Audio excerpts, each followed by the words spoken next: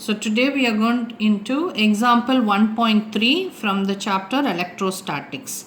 So this is actually a diagram based question. So the diagram will be given in your question. So let's first look into the diagram. So we have two equally sized charges and they are suspended from a string whose length is L and they make an angle theta. So the distance from the center to the charge is given to you as A. Now let's write what is given as per your question. So what is given here, if you check out, your mass, which is M, is given to be 1 mg. So let's convert this grams into kilograms. So how to convert grams into kilograms? You have to divide it by 1000. So it will become 1 into 10 to the power of minus 3 kg.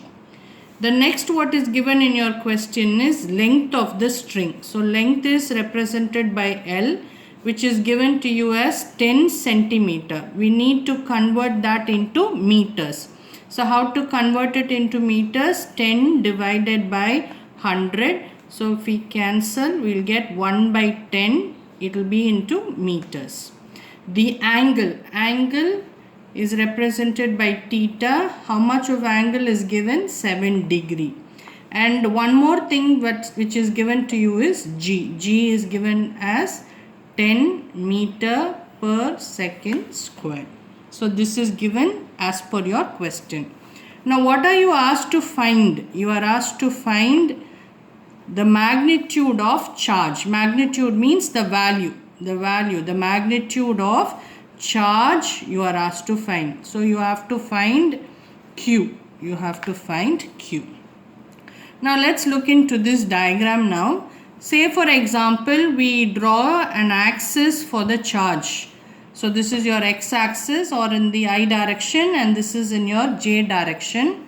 Now this angle, so since this angle is theta, this will also be theta because of the geometry theorem that we have already studied, internally opposite angles. So we have theta here. Now the weight of the sphere will act in the downward direction. So the weight will act in the downward direction. So weight is given as m into g. So I am writing this as m into g. Now the string will have a force. So the force is given to be as T. So tension. Now we need to resolve this force into two components. So how to resolve this into two components? The theta which is closer to this T, we can write this as T cos theta, and this one will be T sin theta.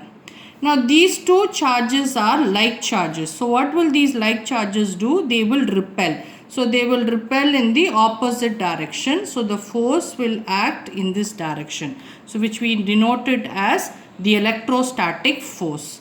Now for understanding, we draw the free body diagram for this, for better understanding. So we have a charge. We have drawn an axis here. So what will happen here? The force, the electrostatic force will act in this direction. The component here will be T sin theta, and here the component will be T cos theta, and here the weight of the body will be W equal to mg. Now in equilibrium, we can consider the leftward force to be equal to the rightward force, and the upward force can be equated to the downward force. So now look at this, the leftward force. What is the leftward force that you have? T sin theta equal to, what is your rightward force? Rightward force is Fe. What is Fe? Electrostatic force. The next one we have upward force. What is the upward force? T cos theta equal to m into g. Now this is equation 1. This is equation number 2. Now we are going to divide equation 1 by 2. So how to divide this? So T sin theta by T cos theta equal to Fe by mg. T and T will get cancelled. What is sin theta by cos theta? It is tan theta equal to Fe by mg. Now I am going to take this mg to the other side. So it will become mg tan theta equal to Fe. Now we already know the formula for force. According to Coulomb's law, 1 by 4 pi epsilon naught Q1 Q2. But here both the charges are the same. So we write this as Q squared by R squared. So what is the value for 1 by 4 pi epsilon naught? We have already discussed that earlier. It's 9 into 10 to the power of 9. So Q squared by R squared. Now let me keep only Q squared to one side, all the others to the other side. So when it goes here, it will become R squared mg tan theta equal to 9 into 10 to the power of 9 Q squared. Again, I am going to bring this to the other side. So R squared mg tan theta by 9 into 10 to the power of 9 is equal to Q squared. Now what are we asked to find? We have to find only Q. So I am going to take square root. What will happen if I take square root? R squared, I have to take square root on the left side as well as on the right side. So for R squared, when I take square root, it will become R. The other terms will be mg tan theta by root of 9 into 10 to the power of 9. On the other hand, Q squared, when I take square root, it will become only Q. Now we need to know the value of R. So we are going to do this. To find R, I am going to take one part of the triangle. So here, the angle here is theta. Here it is A. Here it is L. And this is a 90-degree triangle. Now you know that sin theta is opposite by hypotenuse. So opposite by hypotenuse. So how much is the opposite here? A by hypotenuse here is L. So this side we have sin theta. So cross multiply. So what will happen now? L into sin theta equal to A.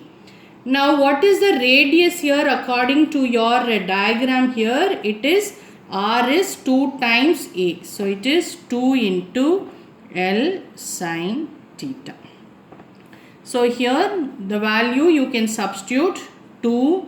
What is L value? 1 by 10 into sin theta. So we are going to use this right over here. So the value of R is 2 sin theta by 10. On the other hand, what is the value for M? It is 1 into 10 to the power of minus 3 into G value is 10 into tan theta. So tan theta by 10 we already have, and it is 9 into 10 to the power of 9.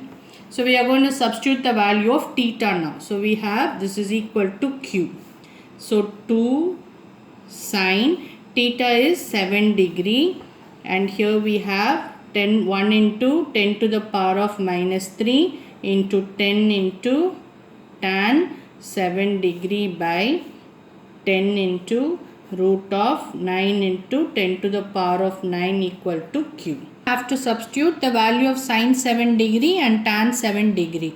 So it will be 2 into sin 7 degree is 0.1219. You need to look into natural sign from your logbook. And here we have 10 power minus 3. When it goes to the denominator, it will become 10 power 3. So I am going to take that to the denominator. So I have 10 into tan 7 degree. Again you have to look into natural tangents from your logbook. It is 0.1228 divided by, we already have a 10 here, root of 9 will become 3, and here 10 power 9 and 10 power minus 3, when it goes here it will become 10 power 3. So 9 plus 3 will be 10 power 12. So if I take root of 10 power 12, so what will that be? So 10 power 12, if I take root, it is 1 by 2. So it will become 10 power 6. So I can write this as 10 power 6. Now if I multiply 2 with this, I will be getting 0.2438 into here. If I am going to multiply this by 10, the decimal will change. So it will become 1.228 divided by 3 into 10 with 10 power 6 will become 10 power 7. So this is Q. Now what I have to do here is I have to find the square root of 1.228 using the long division method. So 1.228. So after the decimal we are supposed to take in two numbers. So 22, 8 is left over. So I'm going to add one more 0 and I have to take 80. So now 1 ones are 1, balance will be 0. Now I have to multiply this number by 2. So I'll have to write here 2. I have to bring down these two numbers. So it is 22. So what number if I put here and in the numerator will I get a number close to 22? So if I'm going to put 1 and 1. So 21 ones are 21. So balance will be 1. I have to bring down both the numbers. So it will be 80. Now again this numerator has to be multiplied by 2. So 11 into 2 is 22. Now if what number if I give here and in the numerator will I get a number close to 180. So if I put 1 it will exceed. So I can just stop here and take the value as 1.1. So here I have 0.2438 into the square root of 1.228 will be taken as 1.1 divided by 3 into 10 to the power of 7, which is your Q value. Now let me cancel 3 with the numerator. So 0.2 will not go into 3. So 0. So now I need to take it as 24. 3 8s are 24. 3 1s are 3. 3 2s are 6. Balance I have 2. So I can take a 0 and 20. So 3 6s are 18. So this number can be rounded off to 0.0813 into 1.1, and when this 10 power 7 goes to the numerator, it will become 10 power minus 7. Now I need to multiply this and this. So we'll just neglect the decimal and do only the number. So 813 multiplied by 11. So you will get 813 and 813. So 3, 4, 9, 8. So I have 8, 9, 4, 3. But we have 4 places after the decimal here. 1, 2, 3, 4, and here after the decimal 1 more. So totally 5 places. So I have to go 5 places. 1, 2, 3, 4. So I don't have the 5th place. So it's 0.08943 into 10 to the power of minus 7. So generally when we write our answers, we need to have the decimal at least after one single number. So I have to take this decimal 2 places from here. So what do I mean by taking 2 places? I have to multiply by 100 and divide that by 100. So when I multiply by 100, it will become 8.943 into, already I have 10 power minus 7. But what will happen when I divide by 100? It is 10 power 2. So when it goes to the numerator, it will become 10 power minus 2. So I have 8.943 into 10 to the power of minus 9. So 10 power minus 9 is nano. So we can write this answer as 8.943 in nano coulomb. Why coulomb? Because the unit of charge is coulomb. So the value for charge is 8.943 nano coulomb. That's all.